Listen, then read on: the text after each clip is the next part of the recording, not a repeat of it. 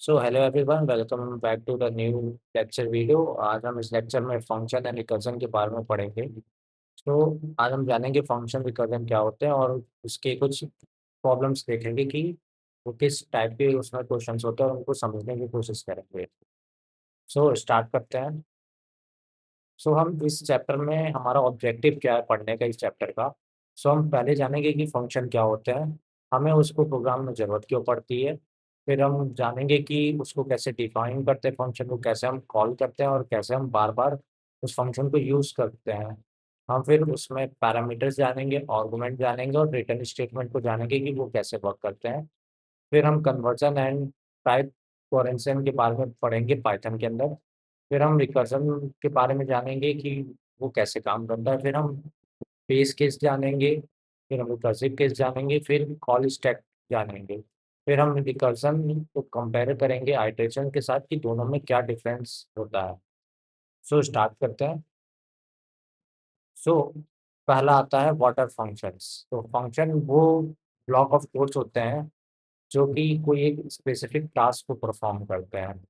ये तभी एक्टिव होते हैं जब हम उसको फंक्शन को कॉल करते हैं प्रोग्राम के अंदर। So it can accept inputs और आर्गुमेंट्स टू वर्क विथ। मतलब ये जो होते हैं ये इनपुट्स को एक्सेप्ट करते हैं जिनको हम आर्गुमेंट्स कहते हैं, and it can also send back a result using the return statement. Python has many built-in functions. Like example, we have print, len, type and many more. So हमने जाना कि फंक्शन क्या होते हैं। नेम ब्लॉक्स होते हैं जो कि एक स्पेसिफिक टास्क को परफॉर्म करते हैं। सिंपल। और ये कब इन्वोक होते हैं, जब इनको कॉल किया जाता है। मतलब when function is called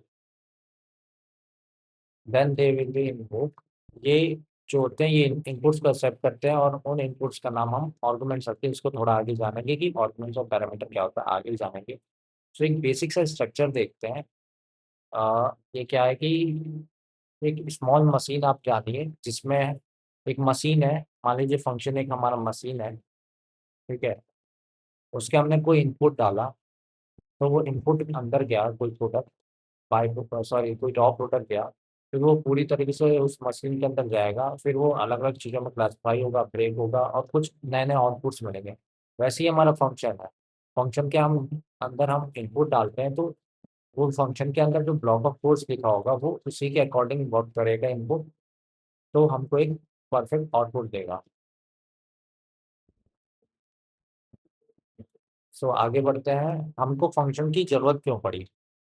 अगर हम देखें, अगर फंक्शन नहीं रहता तब क्या होता, और रहता तो हम हमारे क्या चीज़ें आसान हो गए। अगर मान लीजिए कि वो फंक्शन नहीं रहता तो हम वही सेम ऑफ कोड को बार बार कॉपी पेस्ट करके रिपीट कर रहे होते, ठीक है। फिर उसकी वजह से प्रोग्राम हमारा बहुत बड़ा हो जाता है, मेसी हो जाता और बार बार रिपीटेटिव, मतलब बोरिंग सा लगता। फिर कोई भी अगर हमको कोई भी स्मॉल चेंज करना होता कोड के अंदर तो हमको कई बार करना पड़ता और हमको टाइम भी ज़्यादा लगता उसको चेंज करने में। सो जो अगर हम फंक्शन नहीं यूज़ करते तो हम आसानी से कोई भी चीज़ को टेस्ट, डिबग या मेंटेन नहीं कर पाते। वहीं जब अगर हम फंक्शन यूज़ करते हैं तो हमारा कोड जो होता है वो एक बार लिखता है और बार-बार रीयूज़ होता है फंक्शन कॉल करने पे। और प्रोग्राम एक टाइप से ऑर्गेनाइज़ वे में क्लियर और लॉजिकल लगता है, ठीक है। हम फंक्शन के अंदर एक चेंज करेंगे तो हमारा पूरा जो अपडेट होगा वो हर जगह बिहेवियर उसका चेंज हो जाएगा। और फंक्शन के थ्रू हम इसी टेस्ट कर सकते हैं फंक्शन को, हर एक फंक्शन को बाय ईच। आगे बढ़ते हैं। So what are the advantages of the function we should know. First is usability. मतलब हम एक बार फंक्शन बना दें तो हम कहीं भी उसको कॉल कर सकते हैं, जितनी बार चाहे उतनी बार हम उसको यूज कर सकते हैं अपने प्रोग्राम के अंदर। Modularity, second advantage of the function. मतलब मॉड्यूलरिटी का मतलब ये है कि ये कोई भी बड़े प्रोग्राम को या बड़े प्रॉब्लम को ये छोटे मीनिंगफुल पीसेस में ब्रेक कर देता है। Third is easy debugging. मतलब हमको एरर जो मिलेगा वो हमें सिर्फ स्मॉल ब्लॉक में देखने को मिलेगा जिसकी वजह से हम उसको इजीली सॉल्व कर सकते हैं। रीडेबिलिटी, मतलब कहते हैं कि वेल नेम फंक्शन, अगर हम नाम फंक्शन का नाम अच्छे से दें तो हमको समझ में आएगा कि ये फंक्शन करना क्या चाहता है। तो हम कोड को सेल्फ एक्सप्लेनेटरी भी बना सकते हैं। मेंटेनेबिलिटी, ये ऐसा फीचर है जिसमें ये कहता है कि हम अपने लॉजिक को इजीली अपडेट कर सकते हैं अपने बेनिफिट्स के लिए, या कोई भी चेंजेस इजीली कर सकते हैं एक ही प्लेस। एब्स्ट्रैक्शन, एब्स्ट्रैक्शन का मतलब क्या है कि यहाँ पे लिख नहीं होगा। एब्स्ट्रैक्शन क्या कहता है कि हम इंटरनल डिटेल्स को हाइड कर सकते हैं और अपने नीड के द्वारा उसको एक्सपोज कर सकते हैं। सो फंक्शन डिफिनीशन सिंटैक्स कैसे लिखते हैं इसको समझते हैं। सो यहाँ पे एक सिंपल सा कोड लिखा है। सबसे पहले तो अगर फंक्शन हमको बनाना है तो सबसे पहले हम ये डेफ जो होता है ना, डेफ एक टाइप का ये कीवर्ड है, हमको ये यूज़ करना पड़ेगा फंक्शन बनाने के लिए, या फिर फंक्शन स्टार्ट करने के लिए, या फंक्शन डेफिनेशन के लिए। और ये जो ग्रीट है, ये हमारा क्या होता है, ये एक हमारा फंक्शन नेम होता है। ठीक है, जो कि यहाँ लिखा हुआ है। डेफ क्या है? Def is a keyword that starts a function definition. Simple. Greet क्या है? हमारा फंक्शन नेम है, जो कि हम डिस्क्राइब करते हैं कि उसको कौन सा टास्क तरह है। ठीक है, हम अपने जब से फंक्शन का नाम देते हैं। और ये जो ग्रिड के अंदर जो पैरेंथेसिस के अंदर जो ये जो नेम लिखा है, ये क्या हमारे पैरामीटर लिस्ट है, जो कि हम फंक्शन एज फंक्शन के अंदर एज इनपुट एक्सपेक्ट करते हैं। ठीक है, और ये है यहाँ पे फंक्शन है, और इसके अंदर ये हमारा एग्जीक्यूशन पार्ट है जो उसको प्रिंट कराना है, जो कि हेलो प्लस नेम। सो ये क्या है? इंडेंट ब्लॉक है, colon and indented block form the function body. Simple. ये एक की रूल समझते, ये क्या कह रहा है, जितने भी स्टेटमेंट फंक्शन के बॉडी के अंदर लिखे जाएंगे वो उनको हम आइडेंट करेंगे कॉन्सिस्टेंटली। मतलब कहने का क्या मतलब है कि जैसे कि हमने यहाँ पे फंक्शन बनाया और हमने यहाँ पे कॉलन यूज किया, हमारा ये वाला, ठीक है, तो उसके अंदर जितनी भी पार्ट्स हम लिखेंगे वो प्रॉपरली आइडेंटिफाइड होने चाहिए। ठीक है, कि हमको कोई स्पेस से रिलेटेड एरर ना आए। ये यहाँ पे ब्रैकेट में लिखा है 4 स्पेसेस इन पाइथन कन्वर्जन, या तो आप 4 बार स्पेस की दबा दें या एक बार टैब की दबा दें अगर हमारा आइडेंटिफिकेशन नहीं है तो। वो ये चीज़ बोल रहा है। ओके, अब हमने पहले पढ़ा कि हम फंक्शन कैसे बनाते हैं, अब हम जानते हैं कि फंक्शन कॉल कैसे होता है, इसको समझते हैं। सो वही हमारा सेम एग्जांपल है समझने के लिए ये कैसे काम करता है। ये डेफ हमारा, जितनी बार हम जानेंगे कि फंक्शन को डिफाइन कैसे करते हैं, ये कीवर्ड है। ठीक है, इसका काम क्या होता है, which is use to define a function. Simple. और ग्रीड क्या है हमारे यहाँ पे? फंक्शन का नेम है। ठीक है, फंक्शन नेम है। और नेम क्या है हमारा? सिंपल कोई पैरामीटर है। और यहाँ पे हमारा इसके अंदर एक ब्लॉक ऑफ कोड है, जब फंक्शन कॉल किया जाएगा तो अपने ब्लॉक ऑफ कोड के अंदर जाएगा और उसके अंदर जो भी स्टेटमेंट्स रखेंगे उसके अकॉर्डिंग वो वर्क करेगा। फिलहाल अभी के लिए यहाँ पे प्रिंट स्टेटमेंट है तो ये इसको प्रिंट कराएगा। फिर लास्ट में हमने फंक्शन के बाहर, ये देखिए ये एक सेम लाइन में है, ध्यान से देखिए, और यहाँ पे एक आइडेंटिफिकेशन है, तो ये फंक्शन के बाहर लिखा है, ये फंक्शन के अंदर नहीं है। ये फंक्शन कॉलिंग जो होती है, हम जब भी फंक्शन कॉलिंग होती है वो हमेशा out outside of the function होती है।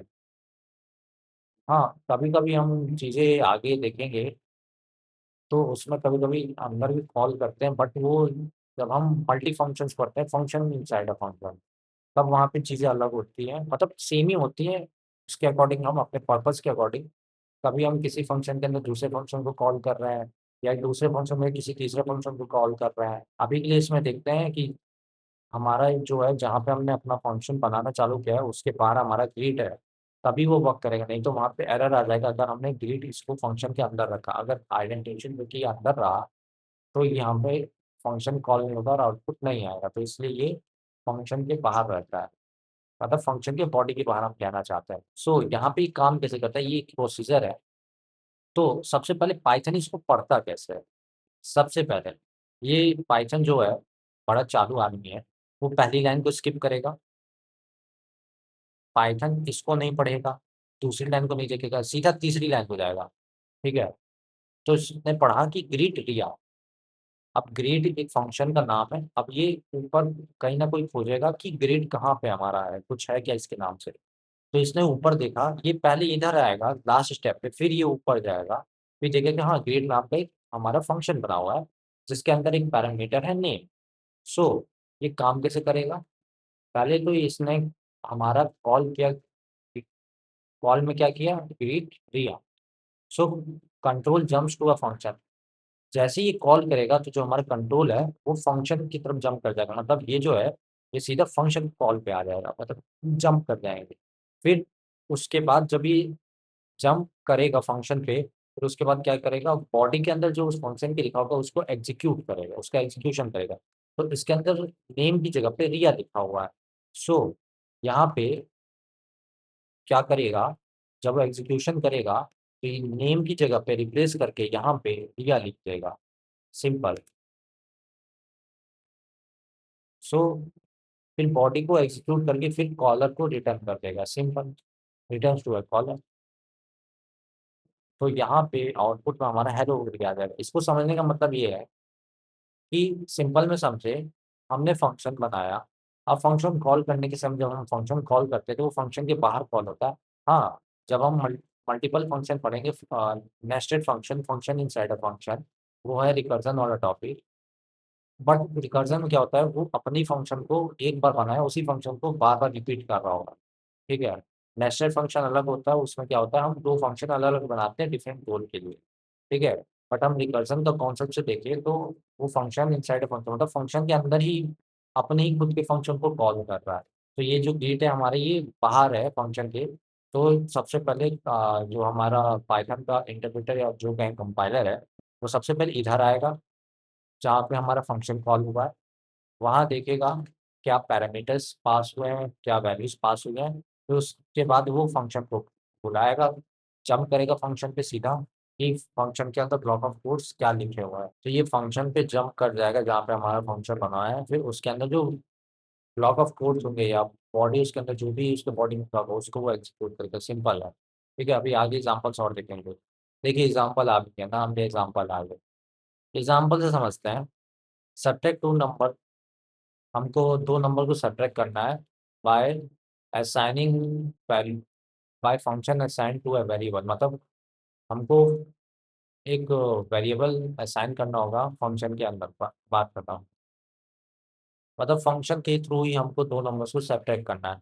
तो हम नॉर्मल लिखते थे, ए, हम मान लीजिए दो नंबर ए और बी लिया है, उसको यूजर इनपुट लेंगे, फिर हमको डिफरेंस निकालना होता था तो ए माइनस बी, प्रिंट ए माइनस बी कर देते थे, सिंपल ये होता था। बट हम फंक्शन में फंक्शन बना के इसको कैसे यूज करते हैं, कैसे वर्क करेगा फंक्शन इस केस में, इसको समझते हैं।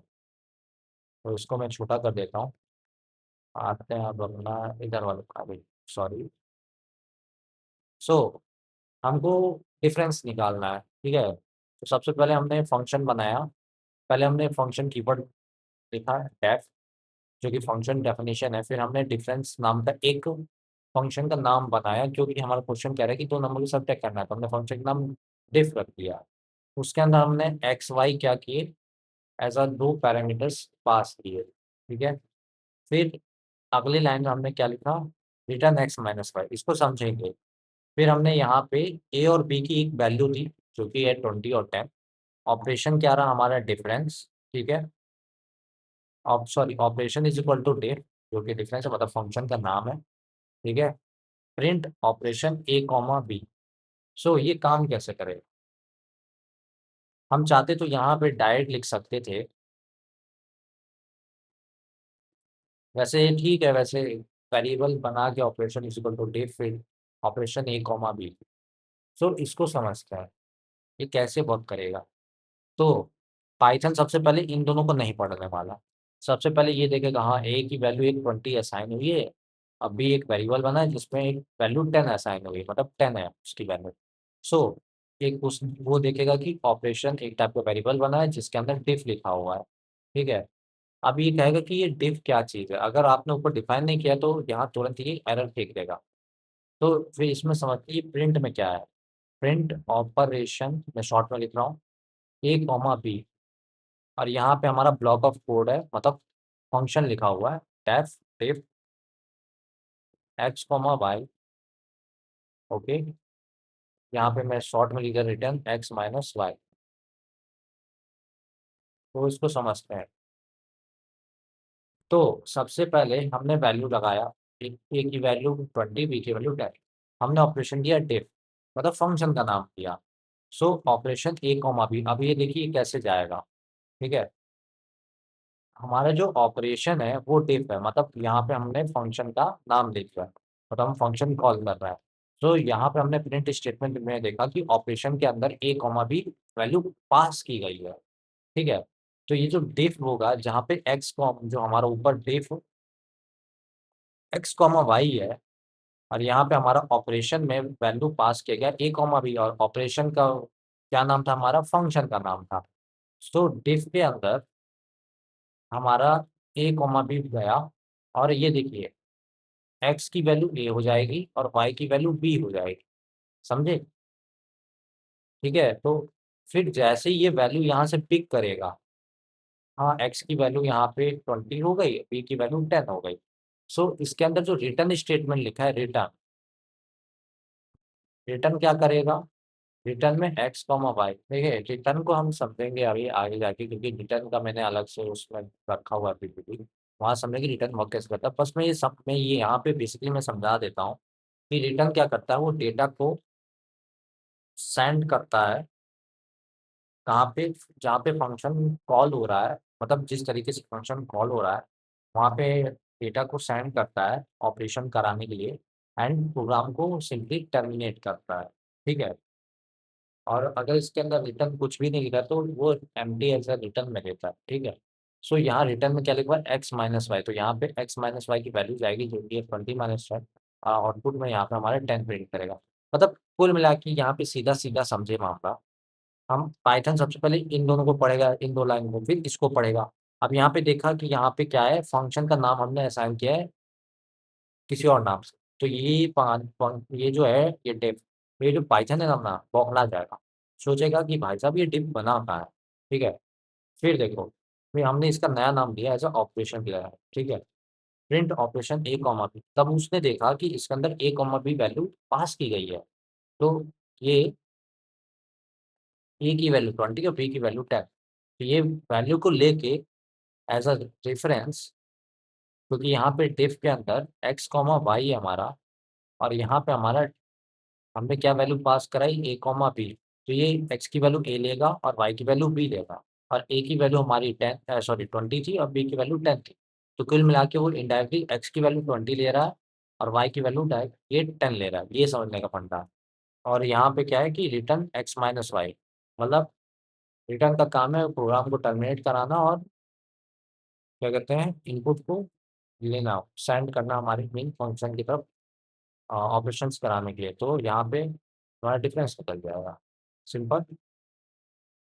अब ये क्वेश्चन 2 आता है जिसमें हमने एक फंक्शन बनाया, जिसमें यहाँ पे क्या करना है कि हमको एक स्ट्रिंग दी गई है, उसको हमको कई बार डिस्प्ले कराना है। तो यहाँ पे मान लीजिए यहाँ पे 4 बार डिस्प्ले हो रहा है, तो यहाँ पे हमारा जो स्ट्रिंग है वो हमारा हेलो वर्ल्ड है। ठीक है, सबसे पहले हमने फंक्शन डेफिनेशन बनाया, फंक्शन का नाम हमने फंक रखा, FUNC, और यहाँ पे हमने कोई भी पैरामीटर्स पास नहीं किए। ठीक है, एम्प्टी है। तो हमने यहाँ पे फॉर लूप लगाया। अब मैं यहाँ पे समझाऊंगा नहीं कि फॉर कैसे काम कर रहा है, ये पुराने लेक्चर में मैंने समझा रखा है।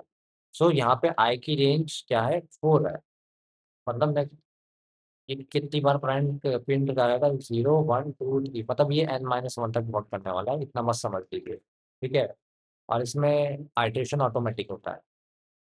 और सबसे पहले पाइथन कैसे काम करेगा, इनको भूलेगा, इनको भूलेगा, इनको भूलेगा। सबसे पहले देखेगा कि यहाँ पे क्या हुआ है, फंक्शन कॉल हुआ है। फंक्शन कॉल हुआ है तो ये पाइथन खोजेगा कि फंक्शन कहाँ बना हुआ है हमारा। ठीक है, तो देखा कि हाँ ऊपर फंक्शन बना हुआ है, फंक्शन के अंदर फिर ये इन 2 ब्लॉक्स ऑफ कोड को ये एग्जीक्यूट कराएगा। ठीक है,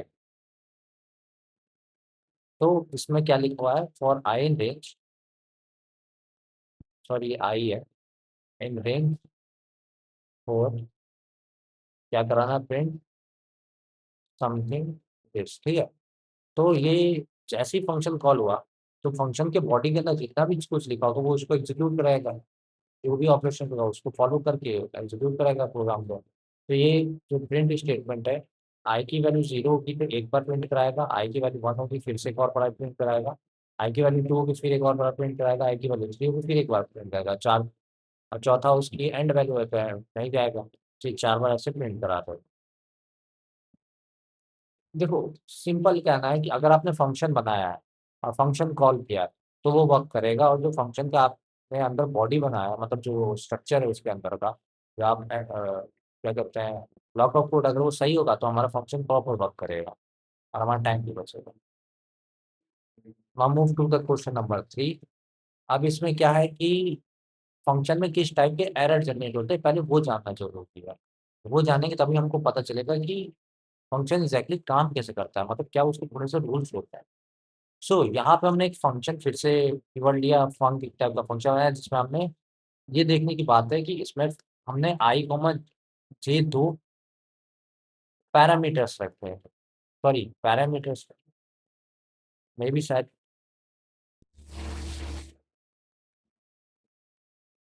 और सो यहाँ पे इस फंक्शन के अंदर जो है हमारी दो वैल्यूज है, ठीक है, आई और जे।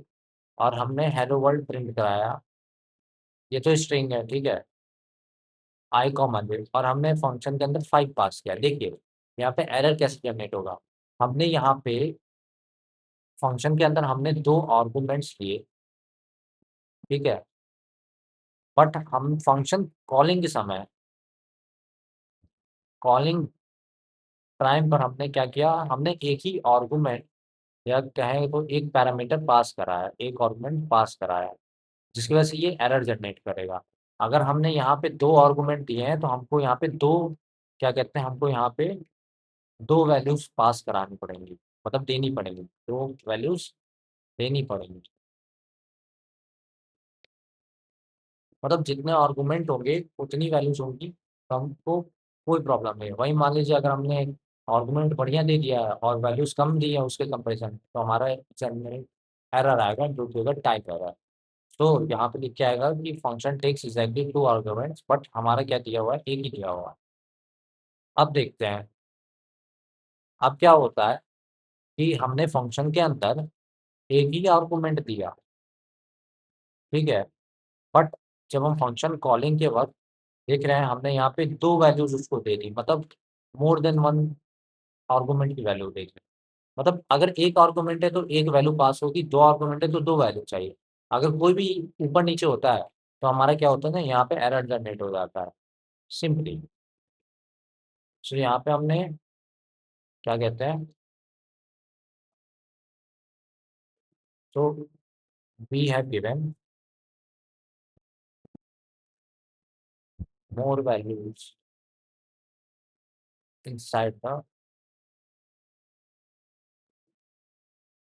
inside of function while calling।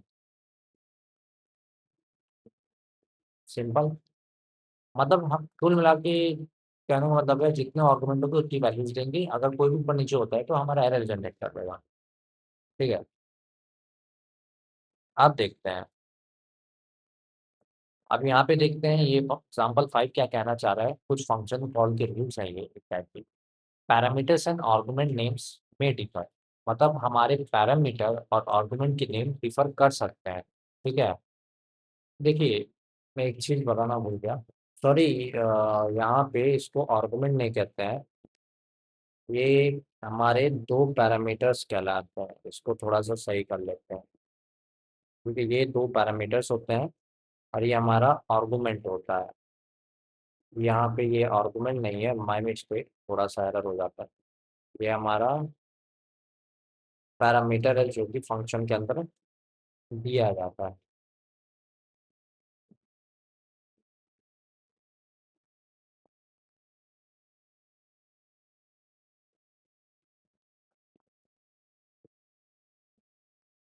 तो ये हमारा क्या होता है, ये एक्चुअली हमारा पैरामीटर होता है और ये हमारा आर्गुमेंट होता है।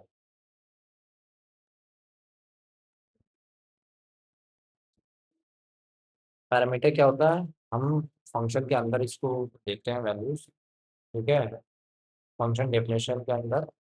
और आर्गुमेंट क्या होता है, जो हम एक्चुअल वैल्यू जो हम पाते हैं, जो हम डेटा पास कराते हैं, वो हमारे आर्गुमेंट्स होते हैं, जो कि हम फंक्शन की कॉल के दौरान उसमें पास कराते हैं। सिंपल समझ लेंगे आज, ठीक है। सो यहाँ पे आई हमारा क्या है, आई हमारा एक पैरामीटर है बेसिकली, और जे हमारा क्या है, हमारा सिंपल आर्गुमेंट है। तो इनके नेम डिफर हो सकते हैं, कोई प्रॉब्लम नहीं है, फंक्शन वर्क करेगा। सो हमने यहाँ पे फंक्शन बनाया जिसमें हमने एक पैरामीटर पास करा है आई, एक नाम है, मतलब एक कैरेक्टर है स्ट्रिंग का, print hello world comma I, J is equal to 10। और हमने यहाँ पे, अरे सॉरी, यहाँ पे जे की वैल्यू हमारी 10 है, ठीक है। पाइथन कैसे वर्क करेगा, पहले जे की वैल्यू देखेगा, हाँ एक जे वेरिएबल है जिसकी वैल्यू 10 असाइन हुई है। फिर अब यहाँ पे अगली लाइन में आया, उसने देखा कि भाई साहब हमारा फंक्शन कॉल हो रहा है, और फंक्शन के अंदर क्या पास हुआ है, जे। तो ये जे की वैल्यू यहाँ से उठाएगा, तो ये कुल मिला के फंक्शन 10, ठीक है, जे की वैल्यू यहाँ पे 10 हो जाएगी, ये 10 वैल्यू दे देगा। फिर है, ये फंक्शन कॉल हुआ, तो अब ये फंक्शन के अंदर जाएगा। अब यहाँ पे आई की वैल्यू यहाँ पे 10 हो जाएगी, ठीक है, फंक्शन कॉल हुआ हमारा। तो अब फंक्शन के अंदर जो ब्लॉक ऑफ कोड्स होगा, वहाँ पे ये वैल्यू जो भी है उसके अंदर ब्लॉक ऑफ कोड उसको प्रिंट कराएगा। तो यहाँ पे हमारे अब आई की वैल्यू 10 हो गई। अब इसके अंदर प्रिंट क्या लिखा है, हेलो वर्ल्ड।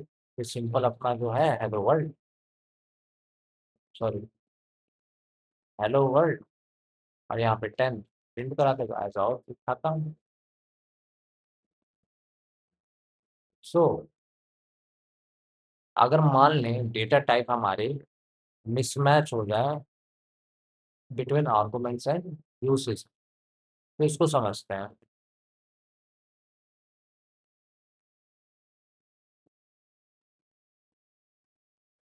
मतलब mismatch between argument and it's usage.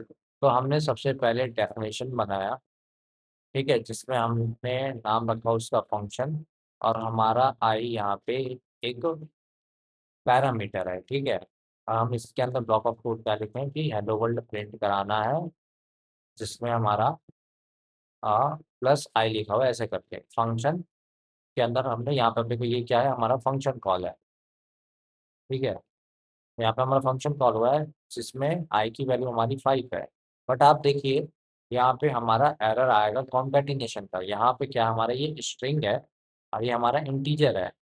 तो कभी भी स्ट्रिंग जो होता है प्लस इंटीजर, ये कभी भी ऐड नहीं होते, ठीक है, ये रॉन्ग कॉन्सेप्ट है, जिसकी वजह से यहाँ पे डेटा टाइप मिसमैच हो जाएगा। यहाँ पे साफ साफ लिखा है कि स्ट्रिंग और इंटीजर कॉन्कैटिनेट का मतलब क्या होता है, ऐड होना, मतलब ये दोनों ऐड नहीं किए जा सकते हैं।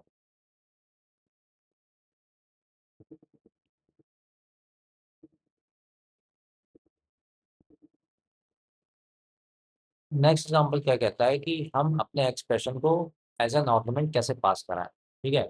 ये हमारा ऑब्वियसली पैरामीटर है, तो ये हमारा आर्गुमेंट है, फंक्शन का नाम हमने आई रखा, प्रिंट हेलो वर्ल्ड कॉमा आई, ये तो समझने में है कि बेसिक है। अब फंक्शन के अंदर क्या लिखा, 5 + 2 × 3। अब यहाँ पे मैं आपको बेसिक लेक्चर में बताया था कि जिसका प्रेसिडेंस हाई होता है वो सबसे पहले वर्क करता है और लेफ्ट टू राइट जाया जाता है। तो प्रेसिडेंस मल्टीप्लीकेशन का हाई है, तो सबसे पहले ये होगा मल्टीप्लाई 6 + 5, तो आंसर आएगा हमारा 11, ठीक है। तो हमारी फंक्शन कॉल हुआ और उसके अंदर हमारी ये वैल्यू 11 स्टोर है, ठीक है। अभी 11 वैल्यू जाएगी आई की वैल्यू के पास असाइन हो जाएगी। मतलब पैरामीटर्स जो है हमारा आई, उसकी वैल्यू आर्गुमेंट के थ्रू मिल जाएगी जो कि 11। अब आई की वैल्यू 11 उसको मिल गई, तो ये जो ब्लॉक ऑफ कोड उसके अंदर लिखा है वो उसको प्रिंट करा देगा। तो प्रिंट में क्या लिखा है, हेलो वर्ल्ड और कॉमा आई, और आई की वैल्यू यहाँ पे 11 है, तो सिंपल प्रिंट हो जाएगी। नाउ अब हम फंक्शन के थ्रू दो इंटीजर्स को कैसे ऐड करें, बाय यूजर इनपुट। तो यहाँ पे हमने दो इंटीजर लिए as a user input, we can see है, जहाँ पे ए को हमने यूजर इनपुट लिया, बी को यूजर इनपुट लिया, ठीक है। और हमको ऐड करना मतलब टोटल निकालना, तो हमने एक फंक्शन बनाया टोटल के नाम से, जिसमें हमने दो पैरामीटर पास किए, ए कॉमा बी, और result is equal to A plus B. ठीक है। हमने रिजल्ट एक वेरिएबल बनाया जिसमें हमने क्या किया, ए प्लस बी ऐड किया। ठीक है, फिर हमने sum of A and B is equal to result. ठीक है। अब ये देखिए, यूजर इनपुट दिया। सबसे पहले पाइथन इनको देखेगा, ए और बी की वैल्यू देखा, हाँ भाई वैल्यू, ए की वैल्यू यूजर इनपुट है, बी की वैल्यू यूजर इनपुट है। अब यहाँ पे जैसे ही तीसरी लाइन में आएगा हमारा, देखेगा ये फंक्शन कॉल हुआ है। फंक्शन कॉल में क्या हो रहा है, हमारे दो आर्गुमेंट्स पास किए जा रहे हैं जो कि है ए और बी। तो ये ए और बी की वैल्यू, ये यूजर इनपुट है, ये भी हमारा यूजर इनपुट है। ठीक है। यूजर से कोई हमने वैल्यू ले ली, मान लीजिए 10 और 20 ले ली। अब ये क्या है, ये जो टोटल है, अब ये वैल्यूज पास हो जाएंगी हमारी इसके पास, फंक्शन के अंदर, फंक्शन के पास चली जाएंगी, पैरामीटर्स को असाइन हो जाएंगे। तो ए की वैल्यू 10 हो जाएगी, बी की वैल्यू 20 हो जाएगी। अब सिंपल है, अब हमको ए और बी की वैल्यू फंक्शन के अंदर पता है, तो ये रिजल्ट हमारा ए प्लस बी है। हमारा जो रिजल्ट हो जाएगा वो 10 + 20 हो जाएगा। ठीक है। अब जो हमने प्रिंट के अंदर स्टेटमेंट लिखा है वो सॉल्व करेगा, मतलब उसका आंसर आएगा। जिसके अंदर हमने रिजल्ट प्रिंट कराना था, तो इसके आंसर 30 आ जाएगा। मतलब सबसे पहले इसको देखेगा, इसको देखेगा, फिर यहाँ फंक्शन कॉल हुआ है, फंक्शन के अंदर दो हमारे आर्गुमेंट्स हैं, उसकी वैल्यू स्वीप तो यूजर इनपुट है, तो ये सीधा हमारे फंक्शन के अंदर जो पैरामीटर्स होंगे उनको वैल्यू असाइन हो जाएगी। अब असाइन होने के बाद हमारे अंदर जो फंक्शन के अंदर जो भी बॉडी के अंदर लिखा है वो उसके अकॉर्डिंग एग्जीक्यूट करेगा, तो रिजल्ट हमारा प्रॉपर प्रिंट कराएगा, सिंपल।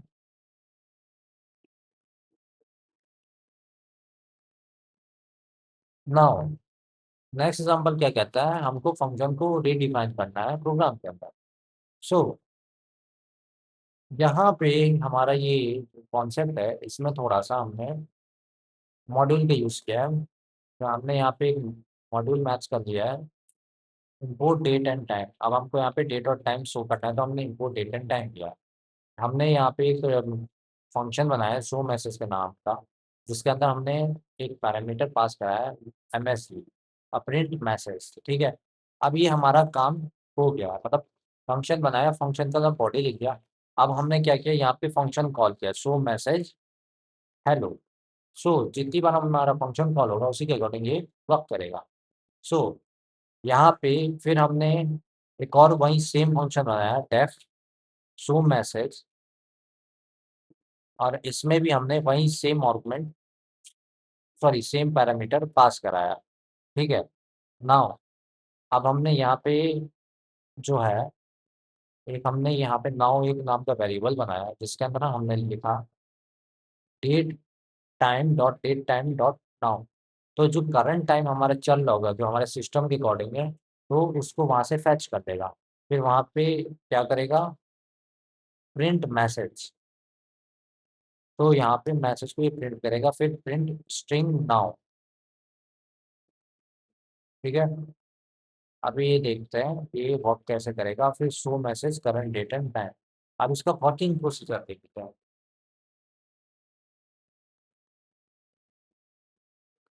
सो सबसे पहले पाइथन यहाँ आएगा पहली लाइन पे, इम्पोर्ट डेट टाइम। तो ये यहाँ पाइथन क्या करेगा, अपने मॉड्यूल में से डेट और टाइम को इम्पोर्ट करा लेगा, जो भी डेट टाइम है जहाँ हम लोग इसको बुला रहे हैं, जहाँ इसको यूज़ कर रहे हैं। तो इम्पोर्ट डेट टाइम हमारे एक टाइप का मैथ्स मॉड्यूल के अंदर, शायद मैथ्स मॉड्यूल है कि कोई सा मॉड्यूल है वहाँ पे है। तो वहाँ से वो वैल्यूज को फैच करेगा सिंपल करने के लिए। तो इसको पाइथन नहीं देखेगा, इसको नहीं देखेगा, सबसे पहले इसको देखेगा। यहाँ पे देखा कि यहाँ पे क्या हो रहा है, हमारा फंक्शन कॉल हो रहा है, कौन सा, हमारा शो मैसेज वाला। ठीक है। जिसके अंदर हमारा कौन सा वैल्यू हमारा है, हेलो। सो ये जो हमारा हेलो चीज़ है ना, और ये शो मैसेज, यहाँ फंक्शन हमारा कॉल हुआ, तो हेलो की वैल्यू इसके अंदर चली गई, मैसेज के अंदर चली गई, पास हो गई। ठीक है, पैरामीटर को। तो मैसेज हमारा क्या हो गया, हमारा मैसेज की वैल्यू हेलो हो गई। ठीक है। अब हमने यहाँ पे इसके अंदर क्या लिखा है, प्रिंट मैसेज। तो मैसेज को प्रिंट करेगा तो हमारा पहला आउटपुट हेलो प्रिंट होगा। अब दूसरा देखता हूँ, हमने वही सेम फंक्शन को दोबारा बनाया, वही बनाया, same argument, same sorry same parameter same function है। तो डिफरेंस क्या है, हमने उसके अंदर जो हमारा स्ट्रक्चर था बॉडी का वो दिखता है। तो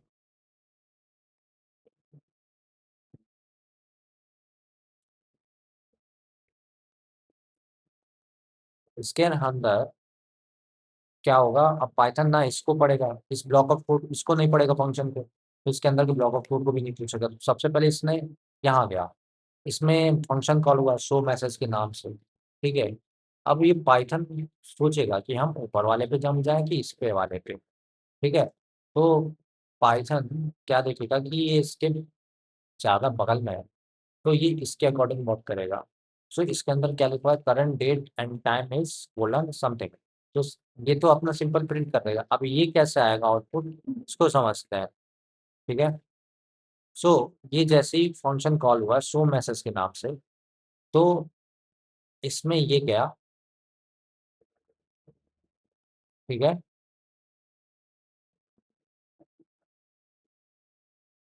और देखा उसके ब्लॉक ऑफ कोड में क्या लिखा हुआ है। देखिए ये एक बार फंक्शन चला, ये वाला पहला वाला, ये फर्स्ट फंक्शन है हमारा। अगर ये एक बार काम करके अपना फंक्शन कॉल करने के बाद प्रिंट करा दे रहा है, तो फंक्शन मतलब पाइथन इसको दोबारा नहीं पूछेगा। और ये सेम चीज़ यहाँ पे देखते हैं, यहाँ पे इसने पकड़ा, हमारा फंक्शन कॉल हो रहा है, तो ये इस पे ना जाके इसका काम हो गया है, तो ये शांत बैठा है। अब ये क्या है कि अभी ये इसका काम नहीं हुआ है, तो इस पे जाएगा ये। तो फिर इसके अंदर जो भी लिखा होगा ब्लॉक ऑफ कोड उसको एग्जीक्यूट कराएगा। तो इसके अंदर now is equal to date time dot now लिखा हुआ है, तो मतलब वो करंट डेट टाइम को फेच करेगा अपने सिस्टम के अकॉर्डिंग, उसको प्रिंट कराएगा। सो यहाँ पे क्या है, प्रिंट मैसेज। सो मैसेज के अंदर हमारा क्या पास है, हमारा ये चीज पास है, करंट डेट एंड टाइम। ये हमारा मैसेज है, ठीक है। क्योंकि मैसेज की वैल्यू ये असाइन हो गई करंट डेट एंड टाइम, तो ये सबसे पहले इसने ये प्रिंट कराया, ठीक है। फिर प्रिंट स्ट्रिंग नाउ। तो ये जो हमारा ये जो आउटपुट आएगा नाउ को एग्जीक्यूट करने के बाद, उसको एज अ स्ट्रिंग उसने प्रिंट करा दिया, सिंपल। तो ये आंसर आ गया। मतलब कुल मिला के ये कह रहा है कि पहला फंक्शन काम किया, काम करके खत्म काम। दूसरा उसी नाम का एक और फंक्शन था, उसके अंदर ब्लॉक ऑफ कोड्स थे, उसने उसको फुल वो मतलब सॉल्व किया, या उसके अंदर के ब्लॉक ऑफ कोड्स को देखा जाना और उसको एग्जीक्यूट किया उसके अकॉर्डिंग, और आउटपुट आया टाइप कन्वर्जन, जो कि मैंने आपको पहले ही स्टार्टिंग के दो वीडियो लेक्चर में बता रखा था कि टाइप कन्वर्जन कैसे होता है। सो टाइप कन्वर्जन का मतलब क्या होता है, हमको एक डेटा टाइप को दूसरे डेटा टाइप में कन्वर्ट करना होता है, ठीक है। इसको हम या तो टाइप कास्टिंग भी कहते हैं, या तो हम बाय द प्रोग्राम होता है, नहीं तो इनबिल्ट फंक्शन के द्वारा टाइप कास्टिंग होती है। कॉमन फंक्शन लाइक हमारे यहाँ पे इंटीजर, फ्लोट, स्ट्रिंग और बूल है। So useful when input returns text but we need a number. मतलब यूजफुल का है अगर हमको रिजल्ट हमारा जो है एज अ टेक्स्ट रिटर्न कर रहा है, बट हमको नंबर में चाहिए, या फिर नंबर में आ रहा है तो हमको उसको एज ए स्ट्रिंग चाहिए। वही है, सिंपल है। तो यहाँ पे एक सिंपल एग्जांपल है, जो कि हमारा 21 क्या है, यहाँ पे स्ट्रिंग है, ठीक है। अब हम इसको प्रिंट कराएंगे इंटीजर के फॉर्म में, तो हम वहाँ पे टाइप कन्वर्जन जिसमें कन्वर्ट करना है, उसका हम कीवर्ड पास करा देंगे उससे पहले, तो वो इंटीजर प्रिंट कराएगा। सो यहाँ पे एक एग्जांपल देखते हैं। हमने एज अंडरस्कोर टेक्स्ट एक नाम का वेरिएबल लिया जिसमें हमने 21 वैल्यू दी as a string. Age underscore num, यहाँ पे हमने टाइप कास्टिंग की, और हमने एज अंडरस्कोर टेक्स्ट के आगे इंट कीवर्ड लगाया, जिसकी वजह से ये जो हमारा स्ट्रिंग है, ये इसकी मदद से ये अब क्या हो जाएगा, इंटीजर में इसकी टाइप कास्टिंग हो जाएगी, चेंज हो जाएगा। सो प्रिंट एज अंडरस्कोर नम +5। मतलब सिंपल है, यहाँ पेज की वैल्यू 21 आएंगे +5, इतना तो मैथ्स है ही है। तो ये सिंपल मैथ्स है, 26 आंसर आ जाएगा। समझने लायक, समझने लायक चीज़ है। सो ये टाइप कोरेसियन क्या कहता है, ये एक टाइप का एक इम्प्लिसिट ऑटोमेटिक टाइप कन्वर्जन होता है, ठीक है। पाइथन इसको अपने अंदर इंटरनली का यूज़ करता है ऑपरेशन के दौरान। सो यहाँ पे हमको कोई भी फंक्शन कॉल की ज़रूरत नहीं पड़ती। ये कहाँ होता है, जब हमारे दो डिफरेंट टाइप के डेटा टाइप्स आते हैं, लाइक इंट एंड फ्लोट, ना कि इंट और स्ट्रिंग और फ्लोट और स्ट्रिंग। यहाँ इंट और फ्लोट की बात हो रही है, ठीक है। तो पाइथन जो होता है हमेशा कन्वर्ट करता है मोर जनरल टाइप को, जिससे कि हमारा डेटा लॉस ना हो, ठीक है।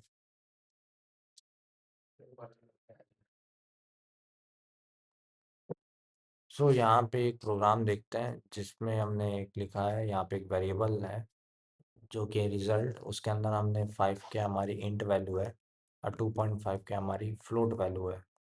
ठीक है, प्रिंट रिजल्ट, हमने रिजल्ट प्रिंट कराया तो आंसर 7.5 आएगा। अगर हम उसका टाइप प्रिंट करवाएंगे, टाइप ऑफ रिजल्ट, तो वो फ्लोट आएगा। तो ये काम कैसे करता है, पाइथन अंदर क्या करता है, पाइथन ने देखा कि 5 के हमारा इंटीजर है, 2.5 फ्लोट है, चाहे हम इंटीजर प्लस फ्लोट करें, ठीक है, तो ये आंसर फ्लोट में देता है।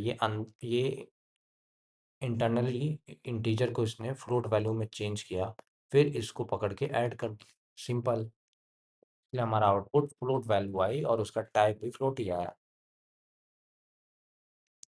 अब आते हैं हमारे बिल्ट इन मैथ फंक्शन। इसको मैं ज़्यादा नहीं समझाऊंगा क्योंकि पुराने लेक्चर में मैंने इसको बता रखा है। हमारा ये क्या है, पहला एब्सोल्यूट वैल्यू है, फिर ये क्या है, पावर वाला है, फिर राउंड वाला फंक्शन है, फिर मैथ डॉट एसक्यूआरटी है, फिर मैक्स और मिन वैल्यू है। तो बहुत सिंपल है, इसको मैं ज़्यादा समझाऊंगा नहीं। Next question, by using modules, function के अंदर मॉड्यूल्स कैसे काम करते हैं। यहाँ पे हमारा क्वेश्चन क्या कह रहा है, हमको एब्सोल्यूट वैल्यू प्रिंट करानी है, स्क्वायर रूट और क्यूब बताना है किसी नंबर का। ठीक है, सबसे पहला काम है भाई, जब भी मैथ मॉड्यूल यूज़ करें, हमेशा मॉड्यूल का नाम इंपोर्ट कराएं, जो कि इंपोर्ट मैथ। फिर हमको एक फंक्शन बनाया हमने, डेफ क्यूब, मतलब एक फंक्शन कीवर्ड यूज़ किया और हमने फंक्शन का नाम क्यूब रखा, और यहाँ पे हमारी एक्स की वैल्यू इसके अंदर जाएगी। ठीक है, रिटर्न एक्स क्यूब, सिंपल है। तो ये पाइथन रीड कैसे करेगा, सबसे पहले इधर आएगा, ए की वैल्यू -100 है, ठीक है, प्रिंट ए। तो यहाँ पे क्या करेगा पाइथन, ए की वैल्यू 100 प्रिंट करा देगा सिंपली, सॉरी -100 प्रिंट कराएगा।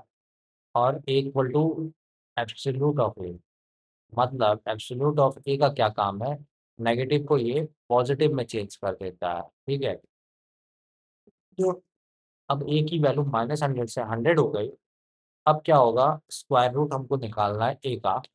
तो ए का जो स्क्वायर रूट होगा, ठीक है, मैथ डॉट एसक्यूआरटी, हमने यहाँ पे मैथ फंक्शन यूज किया, मतलब मैथ मॉड्यूल का यूज किया फंक्शन में, मैथ क्या कहते हैं, मॉड्यूल को यूज किया ऑफ ए, मतलब मैथ डॉट एसक्यूआरटी ए, और ए हमारा 100 है, तो ये इसके अंदर वैल्यू गई, तो इसने आंसर यहाँ पे 10 प्रिंट कराया। ठीक है, अब इसने यहाँ पे प्रिंट क्यूब ऑफ ए, अब ये क्या है, यहाँ पे क्या हो गया, फंक्शन कॉल हो गया। अब फंक्शन कॉल हो गया और ए की वैल्यू हमारी 100 है। ठीक है, फंक्शन कॉल हुआ, फंक्शन का नाम हमारा क्यूब है, तो ए की वैल्यू उसमें पास हुई और ये वैल्यू रिफर हो गई यहाँ पे एक्स की वैल्यू, तो एक्स की वैल्यू 100 हो गई, और रिटर्न में क्या लिखा हुआ है, एक्स क्यूब, तो इसका क्यूब हो गया। तो इसका जब क्यूब हो जाएगा तो ये कितना आ जाएगा, 10 पावर 6 ऐसा आउटपुट दे देगा। मैथ्स में 10 पावर 6 है, लेकिन यहाँ पे ऐसे आउटपुट देगा, सिंपल है। Now generate 10 random numbers between 1 to 100। तो ये एज अ रैंडम फंक्शन है, मैंने पहले ही स्टार्टिंग के 2 या 3 वीडियो लेक्चर में बताया कि रैंडम फंक्शन काम कैसे करता है। ये रैंडमली वैल्यू को पिकअप करता है और प्रिंट कराता है। ठीक है, इंपोर्ट रैंडम, हमने रैंडम मॉड्यूल को इंपोर्ट कराया।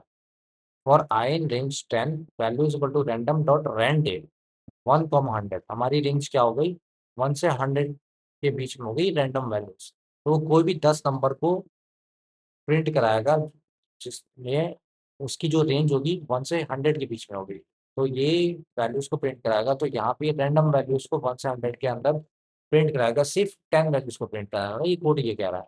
तो सिंपली ये प्रिंट करा देगा कोई भी रैंडम वैल्यू, जैसे कि 60 से 68, एनीथिंग, कुछ भी 1 से 100 के बीच में कोई भी 10 नंबर ही प्रिंट करा देगा random. Now display the current time and date, वो कैसे होगा, सिंपल है, टाइम मॉड्यूल को इम्पोर्ट कराएंगे, फिर local time is equal to time dot asc time, time dot locate local time, time dot time. ये एक टाइप का लिखने का तरीका है, जैसे कि हमको करंट डेट और टाइम मिले। ठीक है, फिर वही सिंपल प्रिंट लोकल टाइम, तो यहाँ पे जो तुम्हारा आपके कंप्यूटर या आपके सिस्टम के अकॉर्डिंग जो टाइम डेट होगा, उसको यहाँ पे प्रिंट करा देगा, सिंपल। अब ये देखिए फंक्शन के थ्रू हम यहाँ पे कैलेंडर प्रिंट कराना चाह रहे हैं। देखिए इसको हम लूप से भी कर सकते हैं प्रिंट, तो एक बार आप ट्राई जरूर करिएगा। ठीक है, क्योंकि एक अच्छा टाइप का क्वेश्चन है। तो देखिए हम इसको मैथ्स मॉड्यूल से डायरेक्ट प्रिंट करा सकते हैं, वहाँ पे हमको लूप वूप लिखने की जरूरत नहीं। सीधा इम्पोर्ट कैलेंडर। फिर हमने क्या किया, हमने कैलेंडर के अंदर पास कराया कि हमको 2017 जो है 2017 ईयर का जो है जनवरी मंथ का, ये क्या है हमारा मंथ है, और ये क्या हमारा ईयर है इसमें। ठीक है, ये 2017 खासकर ईयर है हमारा। ठीक है, तो वही जनवरी मंथ का हमको कैलेंडर चाहिए, वो भी 2017 ईयर का। तो सिंपली ये एज आउटपुट दिखा देगा। वैसे फॉल्टू से करते हैं थोड़ा सा टाइम मिल जाता है।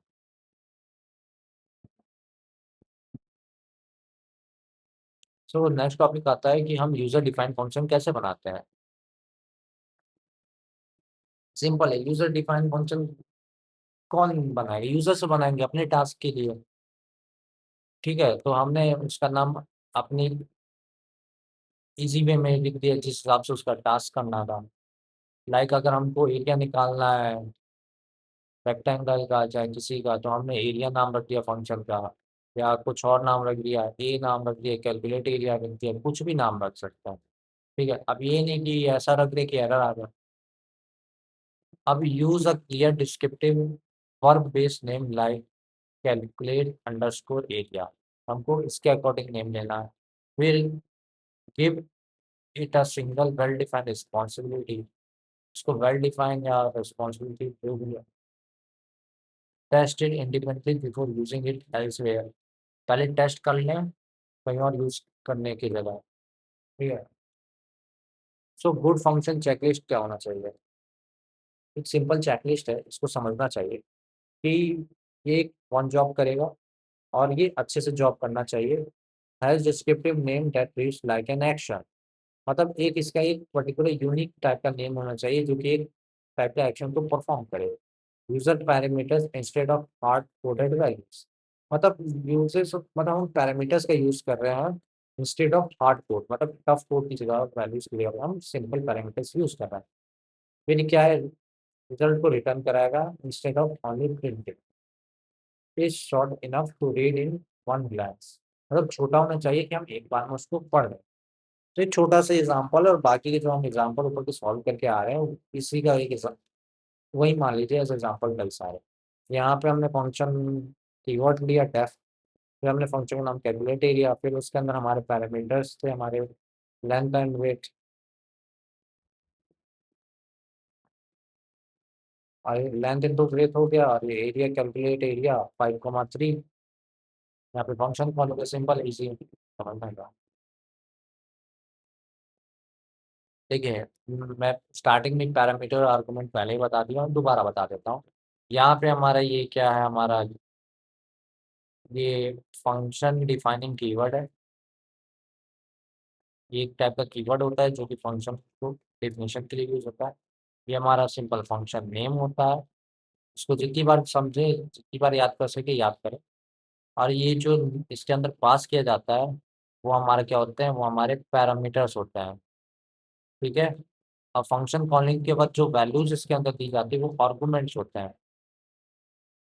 ठीक है, और ये आर्गुमेंट्स ही पैरामीटर्स को वैल्यू असाइन कर देते हैं, जिसकी वजह से हमारा फंक्शन वैल्यूज दे पाता है और अपने ब्लॉक ऑफ कोड के अंदर जो भी चीज़ है उसके अकॉर्डिंग वर्क करता है, इन वैल्यूज का यूज करते हैं।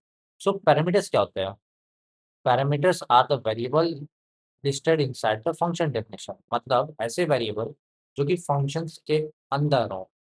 ठीक है, फंक्शन डेफिनेशन के अंदर। ठीक है, फंक्शन डेफिनेशन जरूरी है। Acts as a place holder for a value, मतलब एक टाइप का ये प्लेस होल्डर की तरह काम करते हैं वैल्यूज के लिए। एग्जिस्ट ओनली इनसाइड ऑफ, ये सिर्फ इनसाइड फंक्शन के अंदर ही एग्जिस्ट करेंगे। आर्गुमेंट क्या होते हैं, जो हम एक्चुअल वैल्यू पास करते हैं जब हम फंक्शन को कॉल करते हैं। मतलब कहने का मतलब ये है कि जब हम फंक्शन कॉल करते हैं तो जो हम वैल्यूज में पास कराते हैं वो आर्गुमेंट्स कहलाता है। फिर in the parameter placeholder, so हमारा जो पैरामीटर्स होते थे तो वो फंक्शन के अंदर बनते थे, फंक्शन डेफिनेशन, तो एक टाइप के वो प्लेस होल्डर होते थे। तो आर्गुमेंट क्या कहते थे कि उस प्लेस होल्डर को फिल करते थे, simple. Supplied by caller not the function itself. ये कॉलर सप्लाई करता है, ना कि फंक्शन अपने आप। ठीक है, ये समझने की पॉइंट है। सो टाइप्स ऑफ आर्गुमेंट, पहला होता है हमारा पोजिशनल आर्गुमेंट। लाइक हमने उसकी पोजीशन फिक्स कर दी है, जैसे कि ग्रीट अमन कॉमा 21, तो अमन यहाँ पे नेम है, 21 हो सके उसकी एज हो, या फिर उसका डेट ऑफ बर्थ हो। ठीक है, तो यहाँ पे क्या होता है कि जो पैरामीटर्स होंगे हमारे, वो स्ट्रिक्टली उस ऑर्डर के थ्रू काम करेंगे। अगर हमारे पैरामीटर के अंदर मान लीजिए कोई फंक्शन है, let's suppose that like greet, यहाँ पे अंदर नेम लिखा है, ठीक है, कॉमा एज। तो यहाँ पे हमने एज की वैल्यू, यहाँ पे पोजीशन के अकॉर्डिंग काम होगा, यहाँ कुछ लिखा होगा ब्लॉक ऑफ कोड। अब यहाँ हमने फंक्शन कॉल किया, ठीक है, ग्रीट, यहाँ हमने कुछ नाम दिया 21। तो इसका जो पोजीशन होगा, ये जो इसका पोजीशन है वो नेम पे जाएगा, और एज 21 पोजीशन के अकॉर्डिंग जो पहले उसी के अकॉर्डिंग काम करेगा। नेक्स्ट आता है कीवर्ड आर्गुमेंट। कीवर्ड क्या होता है कि जब हम फंक्शन कॉल कर रहे हैं, तो हम वहाँ पे जो हमने आर्गुमेंट पहले पास किए थे उसका कीवर्ड यूज करके हम वहाँ पे वैल्यू असाइन, मान लीजिए हम ऊपर नीचे वैल्यू दे रहे हैं, यहाँ पे हमने जो आर्गुमेंट सॉरी जो हमने पैरामीटर पास कराया था फंक्शन डेफिनेशन के अंदर, पहला नेम था, दूसरा है, तो हम उसके अकॉर्डिंग टाइप की वैल्यू, मान लीजिए हम ऊपर नीचे वैल्यू दे रहे हैं, तो हमको वहाँ पे जो हम पैरामीटर्स के अंदर जो हम वैल्यूज दिए थे उसको एज अ कीवर्ड यूज करके हम यहाँ पे आर्गुमेंट्स के अंदर लिखेंगे। तो एज यहाँ पे 21 और name is equal to Aman. Next है डिफॉल्ट आर्गुमेंट। डिफॉल्ट आर्गुमेंट का मतलब क्या होता है, ये कैसे काम करता है?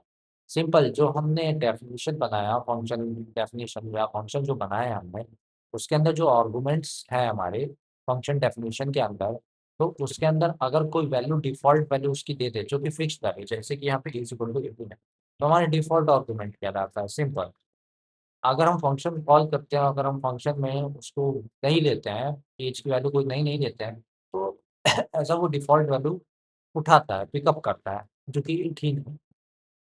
अब ये वेरिएबल लेंथ आर्गुमेंट। अब मान लीजिए यहाँ पे हमने क्या कहते हैं, अगर हमको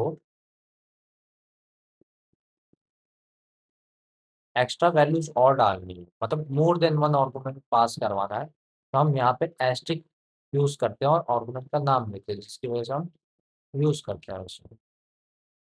आगे बढ़ते हैं एग्जाम्पल नंबर 14, इसको समझते हैं। तो यहाँ पे इसको समझते हैं,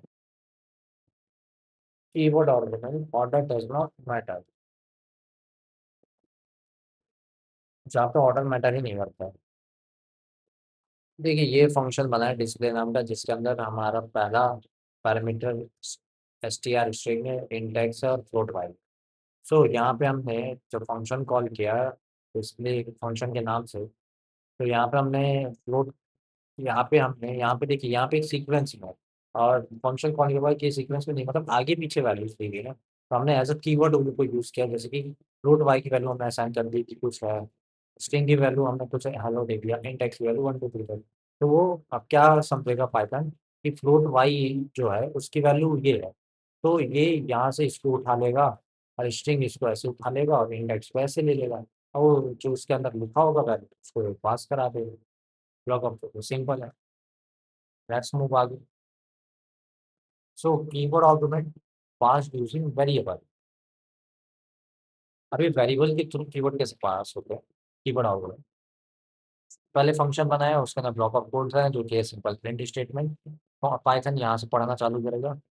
एन इज इक्वल टू हमारा कोई नेम है, यहाँ पे ले लेते हैं, ए की वैल्यू हमारी कुछ है, ठीक है, एस की वैल्यू कुछ है, नेम एज सैलरी, यहाँ पे हमारा फंक्शन कॉल हुआ थर्ड लाइन पे, जो कि है डिस्प्ले नाम का फंक्शन, उसके अंदर है सैलरी की जो वैल्यू है, जो सैलरी है वो एस के इक्वल है। और ये सैलरी लिंक हो रहा है यहाँ के, क्योंकि ये प्लेस होल्डर है और ये प्लेस होल्डर को भरने वाला है आदमी, जिसकी वैल्यू एस है। तो एस की वैल्यू हमारी क्या थी, ये थी, मतलब सॉरी ये नहीं थी, ये थी 1 2 3 4 समथिंग, और name is equal to N था। एन की वैल्यू हमारी क्या था, यहाँ पे आदि था, और यहाँ पे एज जो था हमारा एज वो ए था, क्योंकि 35। तो यहाँ से एस और एन और ए वैल्यू जो पहले से हम दे रखे थे वो अब इनको असाइन हो गए, सैलरी नेम और एज को। तभी उसी के अकॉर्डिंग यहाँ पे प्रिंट करा देगा, सिंपली आउटपुट आ जाएगा हमारा। नाउ डिफॉल्ट आर्गुमेंट कैसे काम करता है, let's suppose that, let's say this. So यहाँ पे फंक्शन बनाया, नेम दिया, कोर्स दिया, कोर्स का नाम हमने डिफॉल्ट आर्गुमेंट डेफिनेशन के अंदर दे दिया है, जो कि हमारा बीटेक। ठीक है, फिर हमने क्या किया, यहाँ पे हमने नेम प्रिंट कराया और कोर्स प्रिंट कराया। ठीक है, एज सिंपल। तो यहाँ पे हमने फंक्शन कॉल किया, जहाँ पे कोर्स का वैल्यू हमने क्या दिया, बीसीए दिया। ओके, और नेम आरब दिया। तो यहाँ पे हमने कोर्स का नाम चेंज कर दिया।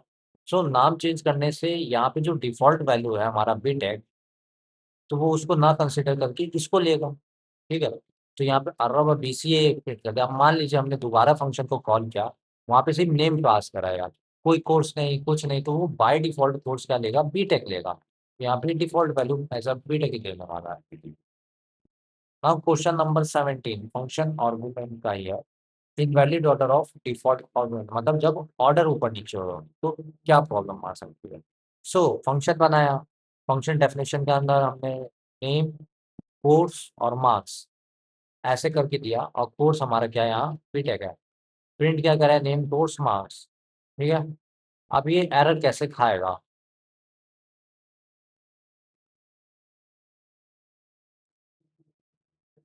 नेम की वैल्यू हमने यहाँ पे रियांश किया, और ये यहाँ पे ये शायद में भी ये मार्क्स को बता रहा है।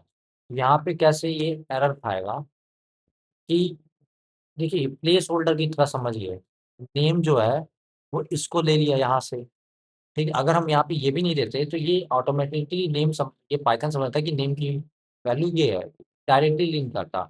और अब ये क्या है, यहाँ पे हमने कोई भी इसको एज अ कीवर्ड डिफाइन नहीं किया। अगर डिफाइन किए होते कि मार्क्स इज इक्वल टू 90 है, तो एरर नहीं आता और हमारा पूरा आउटपुट प्रिंट होता है। ठीक है, हमने ये डिफाइन ही नहीं किया, तो पाइथन इनडायरेक्टली चाहे डायरेक्टली वो समझेगा कि कोर्स बीटेक इक्वल टू 90 है, और ये यहाँ पे कंफ्यूज हो जाएगा।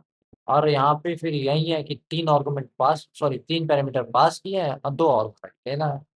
यहाँ पे कंफ्यूजन क्रिएट हुआ, जिसकी वजह से ये जो हमारा एरर जनरेट हुआ है। यहाँ पे लिखा एरर का नाम, non default argument follows default argument. यहाँ पे सिंपल है, जो नॉन डिफॉल्ट आर्गुमेंट था वो डिफॉल्ट आर्गुमेंट को फॉलो कर रहा है।